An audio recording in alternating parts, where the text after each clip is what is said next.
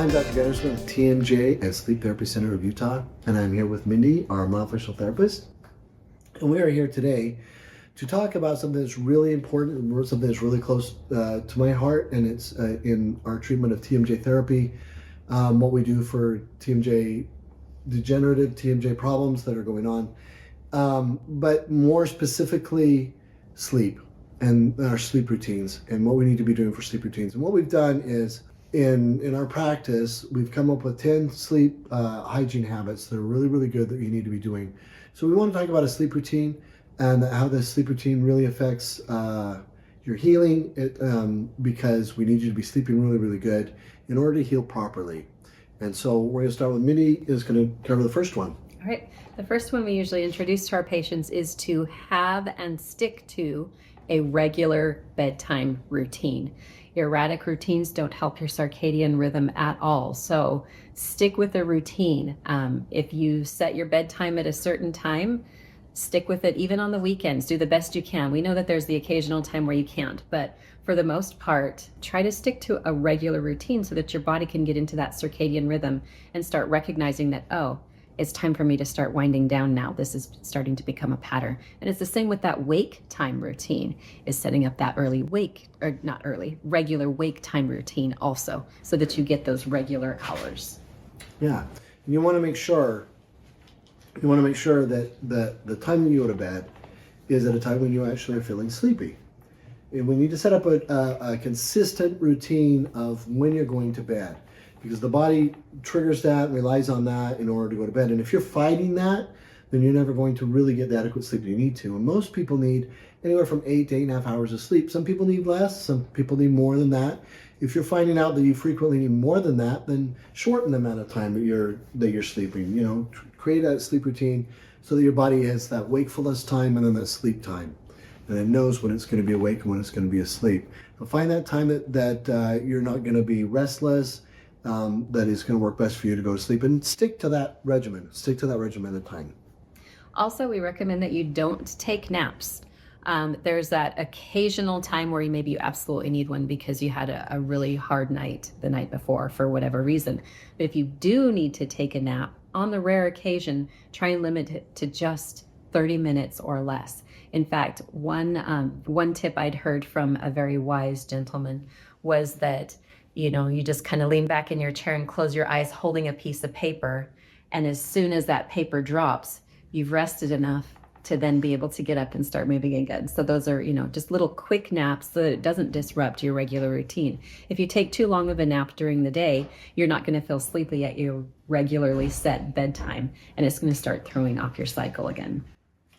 One other thing, you want to make sure that your room is a quiet place, that the room is a very comfortable and quiet place for you in order to get your rest. I know that a lot of times people have TVs in their bedrooms. That introduces a whole new, aura, energy to your room. The same thing with taking work into the room. A lot of people will take laptops and work on them in bed at night. These things are going to take you away from that quiet, comfortable place that your body realizes this is where we go to bed, this is where we go to sleep. So make it comfortable, make it a good temperature, something that's going to work well for you, and make it a quiet place. Sometimes you need to use eye masks, especially if you're working swing shifts.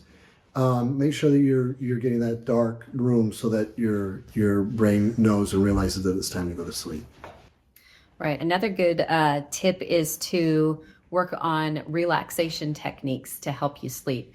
Practice doing some yoga or listening to soft music, dimming lights to kind of help create a calming environment. Working on breathing techniques that I'll be teaching you will also be beneficial for developing those relaxation, getting your body prepared to wind down. This next one is one of the big ones that I point out. I point out two specifically really, really big ones that I want to make sure that people are doing in order to get a better night's rest. And this is one of them is to avoid stimulants such as caffeine. You need to avoid those at least minimum of 6 hours before going to bed. So I always suggest around 3 o'clock, let's cut out the caffeine. Let's put away our dirty sodas and call it a day. With stimulants, no more coffee, that sort of thing in that afternoon. That will help you get a better rest because it'll clear from your system before you're going to bed. Another thing that we recommend that you avoid in the evening hours is the use of excessive alcohol, tobacco products, things like that. Some people think that alcohol makes them sleepy, and that's true. It can make you sleepy, but it affects the quality of your sleep along with tobacco products. And surprisingly, a lot of sleep medications that are prescribed out there as well. If you can work on your bedtime routine to be sleeping better, we prefer that you wean off any sleep medications that you're taking, because all of these things may help you feel sleepy at first, but they actually affect the true quality of your sleep. And so you may not be getting the restful sleep that you need if you're doing that. Right. And then the next one is exercise regularly. You want to make sure that you get a regular exercise program going on, because a lot of what we do in American society is not physical labor. We do a lot of mental labor, and we wear our brains out, and we get this what's called brain fatigue. And so by the end of the day, we are exhausted mentally, but not physically. And that's where we get that restless leg syndrome starts to kick in, because we can't relax all the way. So a regular exercise program, nothing too vigorous right before bedtime, but go for a walk outside after work. Get some of that physical movement going on, and let's wear the body out a little bit so that the brain and the body can both go to sleep at night. All right.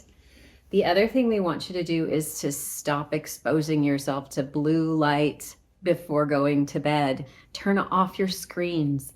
The TV isn't quite as bad as laptops, iPhones, and tablets. All of those kinds of things. That blue light really affects your circadian rhythm and the melatonin production in your brain, making it a lot more difficult for you to wind down. So we recommend at least 1 hour before your regular scheduled bedtime that you turn those things off.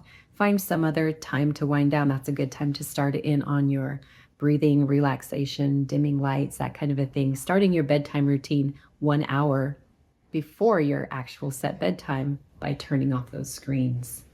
And of course, if you're still having problems after doing all of these things, you may have some sleep disorder breathing. Seek out a professional like us who treat sleep. We'll help you figure out why you're still having a tough time going to sleep. Sometimes you do need psychological therapy to help you work through some problems and things that have gone on in your life that are keeping you awake, and definitely seek that out. Those two things would be very helpful. So if you're still not getting a good night's rest, seek some professional help. Like I said, we're happy to see you and guide you in the correct direction. We have some different tests that you take when you come in, and paperwork that you fill out that guides us and directs us into what would help benefit you the most. But I want to thank you for joining us. That was great. Mindy, thank you for helping us with going over the sleep hygiene tips that we have in our office and getting on that daily routine. Do these on a regular basis, and you'll find that your sleep is going to be a lot better. I appreciate you joining us and watching us, and continue to watch us. Thanks for your continued support, and follow us, like us, and of course, join us next time.